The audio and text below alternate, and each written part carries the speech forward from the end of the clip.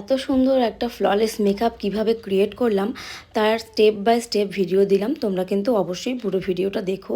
তার আগে দেখে নাও, কমপ্লিট মেকআপ হয়ে যাওয়ার পরেও মেকআপটা জল দিয়ে রগড়েও মেকআপ কিন্তু ওঠাতে পারছি না, এতটাই স্ট্রং বেস হয়েছিল। কিন্তু এই বেসটা করার সময় কিন্তু আমাদেরকে ইলেকট্রিসিটির একটা প্রবলেম ফেস করতে হয়েছিল। প্রায় 45 মিনিটস আমাদের কোনো কারেন্ট ছিল না, ফুল বেসটা কিন্তু অন্ধকারেই করতে হয়েছিল।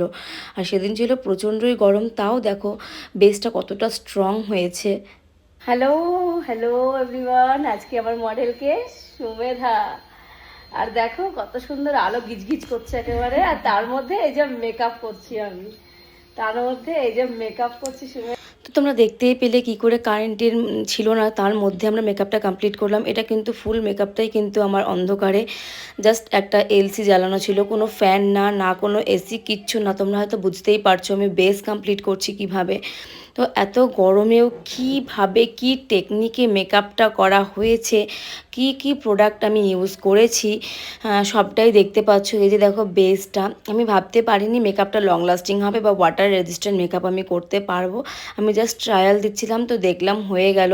সত্যিই ভীষণ ভয় পাচ্ছিলাম, কারণ বেসটার সময় আমাদের এসি বা হাওয়া খুবই দরকার। তার কারণ বেস স্ট্রং করতে গেলে ঘামটাকে অ্যাভয়েড করতে হবে, আর আমার মডেল যথেষ্ট ঘামে। তো তোমরা দেখে জানিও আমার কাজটা কেমন হয়েছে।